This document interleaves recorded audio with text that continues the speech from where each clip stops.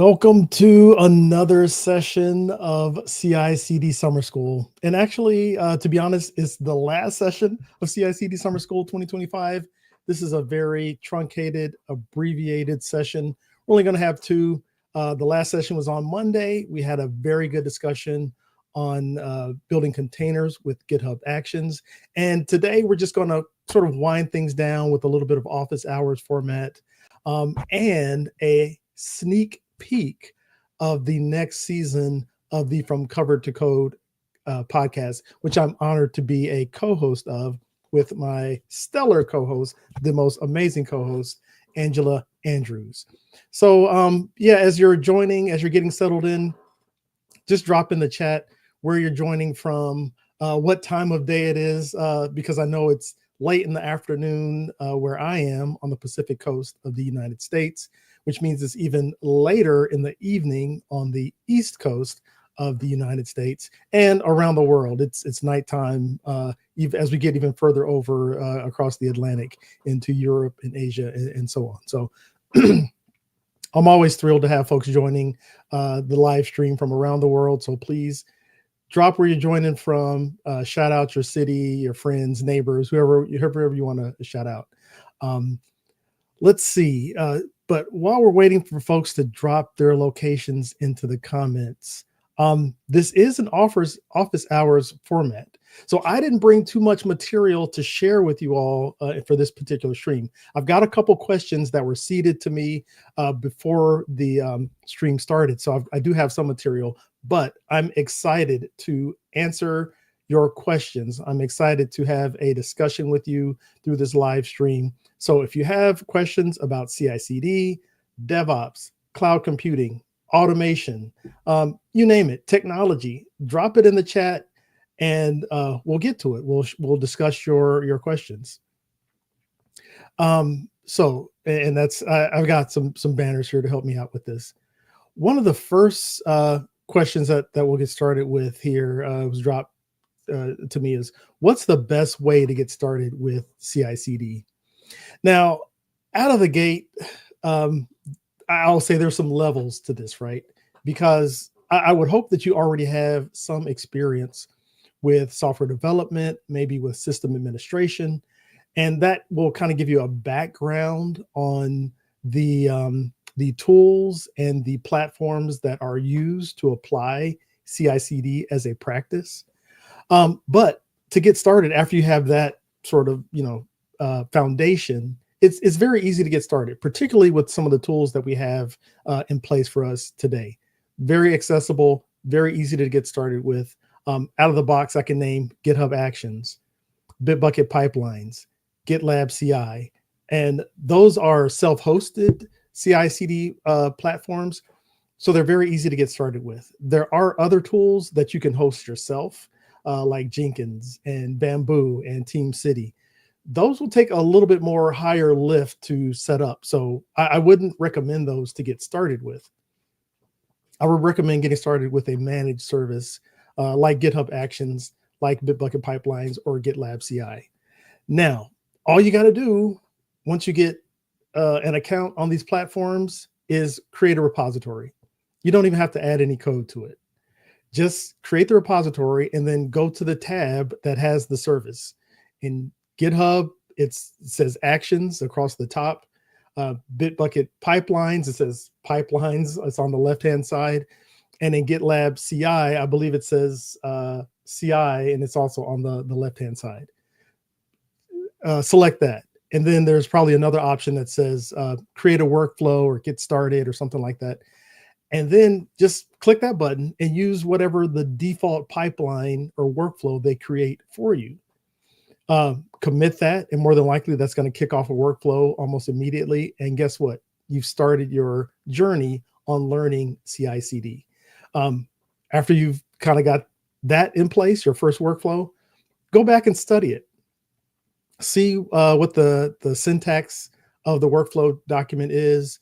Take a look at some of the commands and steps that are in place in the workflow, and then think about how you can apply those particular commands and steps to projects that you're interested in, projects that actually have some code in them that you need to compile or test or deploy. Once you have that sort of idea, then maybe create another repo, maybe work in that same repo and start developing your own workflow from scratch. So you've got that base, that foundation that was given to you for free by the platform that you started with. Take that as a blueprint, as an outline for developing your own workflow. More than likely, you're going to check out code. You're going to, and we discussed this in our last session, you're going to lint the code and you're going to run some tests. Then you're going to build some sort of artifact. You're going to compile the code to an exe. You're going to bundle the code into a zip or a jar or a tarball or something like that. Or you're going to create a container image that's ready to deploy. Then once you have your artifact, you're going to store it somewhere so that other people can access it, or that you can, or so that you can deploy it to some sort of compute platform. So those would be my suggestions for getting started with CI/CD. Number one, just create a repo on any of the 3 popular code repository services. Number 2, tap into their built-in CI/CD, or really CI services, GitHub Actions, Bitbucket Pipelines, GitLab CI. Use the default template, whatever they give you when you say, hey, get started, or start here, whatever that button says. Run that workflow and then study that workflow so that you can develop your own workflow for your own projects. There you go. All right, moving on to the next question. Get that one out of the way. How are you using AI in your day-to-day software development? There's a lot of levels to this question, because we could talk about the AI tools that are out there and what their best capabilities are and that type of thing. But I think I'll just go in and answer the question like pretty straightforwardly on how I'm using it day to day, particularly for software development. One thing that I like to do with AI, particularly with agentic editors like Cursor, which is my daily driver for the most part, or Visual Studio with the GitHub Copilot extension enabled, I like to think about tools that I wished I had time to develop in the past, or questions that I have, or some sort of problem that I'm trying to solve and I don't want to take the time to actually write the code in a very professional sort of way, like code that has tests, code that is linted properly, code that builds into an artifact that I can use. And I think about how I can use AI to answer those questions or solve those problems. And what I do is I start to develop the prompt. I describe the problem that I'm having. I describe the way that I think the problem should be solved and how that implementation should look. And I explain, in my prompt what I would like for the results to be. And then I share that with the agentic editor and I press go, and it really kind of takes it from there. It will, take the input that I've given it and start to develop the solution to the problem. And what I've found is that's almost like using autocomplete for a thought or for an idea that takes me from that thought or idea all the way to something that I can test or that I can use. And I use that, I use AI in that way several times a week, if not more, where I can just kind of think of something, write out the prompt for it, and then press enter and wait a while, look to see what Cursor is doing, Claude Sonnet on the back end for the model. And I take a look at the output and I say, yeah, that's good enough, or maybe even better than I expected. And then I run with it. I just take it and I go. I don't think too much about the, what do I say, the content of the code. I might scan it to see kind of what the implementation looks like. But as long as it lints, properly, as long as the tests are running and I'm getting the result I need, then I'm okay with it. So I use that quite a bit. But I do have a shortcut that really, really sort of expedites the way that I get ahead with the AI when I'm using it in that sort of fashion, right? And I use a template, a GitHub template that basically has the foundations of a Python container application or container-based Python application. And actually, I was ready to actually answer this question.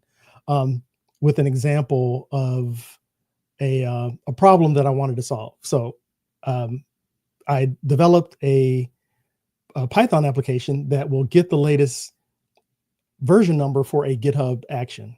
So let me kind of give you the background for this. So while I was developing my last course or updating my last course, learning GitHub Actions, I was working with a lot of workflows that had action versions that were out of date. And I wasn't getting to these workflows until I actually got to that section of the course, or that piece of the code or whatever. And I would run the workflow, and GitHub Actions would complain and say, oh, this is out of date, or this doesn't work, or you need to update this. And I just kind of got tired of that. And I was like, I need something that's going to go through every single workflow in this directory and tell me what the latest version of that workflow is. Now, I know that using the Marketplace AI or API, using the GitHub Marketplace API, you can get the latest version of an action because the way that actions are formatted, it's the repo name or the owner name, and then the name of the repository where that action lives.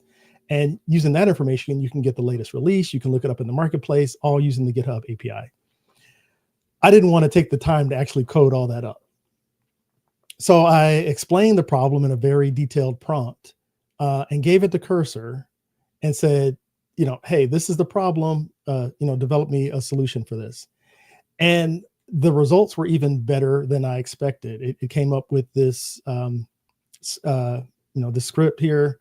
And I'm not going to get into the code. I'll just go through the README. But basically, it's a tool that I can run to look up actions either from the command line, like I just run the script and I give it the name of the action and the version, or sometimes don't even have to give it the version, and it will tell me what the latest version for that action is. And I can just copy that and put it in my workflow where it's supposed to be. I can also get the output in JSON, or the coolest thing that it helped me develop was actually reading a list of actions from a file. So I just give it the file name or with one action per line, and it will give me the output for each of those actions with the latest version. So I thought that was kind of cool. But then I was like, you know what, that really doesn't help me. It helps. That's definitely better than the solution that I had in place before, which was looking in the actual file and getting the version right. But it doesn't help me when I have to actually prepare this document that lists all the actions that I want to check and have them related to a actual workflow file. So I was like, going back to the AI and saying, I need to be able to process workflow files directly. So working together using this agentic approach, the solution that the AI developed was allow me to pass a switch with the actual workflow YAML file in this case. And it will tell me all the actions that are in that file and the latest version that action should be. So yeah, that totally solved my problem very, very easily. I was able to very quickly process dozens of workflows, get the latest versions, and update those files immediately. I think maybe just thinking about it now, what the next version or next iteration for this project could be was, or could be, giving the AI or giving the process, the script, the workflow, and saying, update this workflow in place. So that way I don't even have to touch the file. I just point the script to the file and it just updates it for me. So maybe we'll work on that in the next iteration. But as I mentioned, I did have a secret weapon or sort of a secret approach when I started working on this particular project. And that is a template for a repository that I created some time ago. And I found that I kept working on projects that required a container and they were Python based. And I kept having to pull together the boilerplate for all the code that should already be there, or the code that needs to be there when you're starting a project, like the make file, like the git ignore, or workflow for GitHub Actions where all my code is stored, the Docker file, the main script, and then a test suite for the main script. So, and I think I even worked with AI on this. I had something kind of scrappy in place or whatever, but I worked with AI to improve it. And I developed a template that I could use to start projects. So now when I work on a project and I know that it's going to be a Python base, which is pretty much my go-to, a Python-based application built into a container so I could run it just about anywhere, and I want to use AI to help me develop it, I create a repo from this template, and then I give that to Cursor to start. I just open Cursor from that repository, clone it down to my system, open Cursor, and then I give it the prompt. And what it will do, it'll say, hey, let me look at the project and see what you already got here. Oh, you already got a main file. I'll just update that. Oh, you already got a test suite. I'll put my tests in here. Oh, you already got a README. I'll update the README, according to this new project that you're working on. So I found that really improves the quality of the code that the AI will generate, because I'm giving it the template. It really is filling in the blanks, right, with this new capability, whatever I've asked for, and it kind of does it for me out of the box without too much direction at all. So that is the secret weapon there that I use for working with AI on my projects. All right, let's get this off the screen and check for any more questions or comments coming in. Not seeing any, so I'm going to go directly to the next portion of this particular session of CI/CD Summer School, which was the sneak peek for the From Cover to Code podcast. Now, I got to give you some background. You might be asking, if you're not familiar with it, what is the From Cover to Code podcast? Well, sometime last year, might even been in 2023, I think. Yeah, 2023. No, this is 25. It was 24.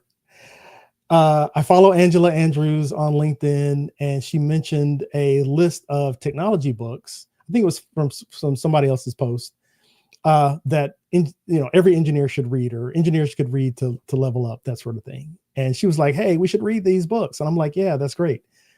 And then she was like, "Well, hey, we should, discuss these books after we read them." I'm like, yeah, sounds cool. Sounds cool. Like, "Oh, hey, we should live stream the discussion." I'm like, "Okay, yeah, that sounds cool." And then she's like, "Okay, well, let's turn the live stream into a podcast." And I'm like, "Okay, you got me. Let's go ahead and do it and make it happen." So that's pretty much the origin story of From Cover to Code podcast. We've got 2 seasons already in the vault. Season 1, we talked about the DevOps handbook. That was the focus volume that we discussed. And then in season 2, we covered programming AWS Lambda, which was actually a Java book disguised as a Lambda book. I used Python. I did do some Java for that. And we've got repos to support the code and everything. But it was a lot of fun. We took a break during the summer, and so we're coming back for season 3 this fall. And that's kind of the sneak peek there, the reveal. So stay tuned and follow us if you are so inclined. You can check out the YouTube channel, which is our main outlet for publishing the shows. YouTube.com @cover2code. You can follow us here on LinkedIn, and you'll get the updates here as well, because we live stream on LinkedIn and YouTube. The episodes, once they're packaged and polished and published, they will go to this channel on YouTube @cover2code. So that's how you can get the latest episodes there. And I guess to kind of give a little bit more depth, because I mean, I can tell you that our show is good, but don't take my word for it. Let's see what the people are saying. And I really appreciated this feedback from Mauricio Gomez Alvarez. This was during our first season. He gave this feedback. And for those of you that may be listening to this, I will read his very, very gracious comment. He says, "I recently discovered a fantastic YouTube channel called Cover to Code, which I highly recommend to anyone passionate about books and technology. Angela Andrews and Michael J's approach to combining literature with the tech world is unique. They started exploring one section of the DevOps handbook each week. It's like deep conversing with friends who understand. If you're into coding, learning, and exploring ideas through books, check them out." So again, you don't have to take my word for it. This was like totally unsolicited, and I really appreciated Mauricio's feedback for that. And we're applying it. We are listening to the folks that listen to our show. If they want feedback on, what we're interpreting from the books that we're reading, we're happy to give it. We're also happy to read books that people are interested in and share those, or share our opinions and thoughts and lessons learned from reading the book, from working through the material. So if you have questions or comments or ideas for books that we should read, drop them in the comments, send them to our DMs, follow Cover to Code, and post it on YouTube, and we'll follow up that way. So we definitely look forward to sharing our thoughts and, just our playful banter with you and the other listeners and viewers coming up in season 3 From Cover to Code.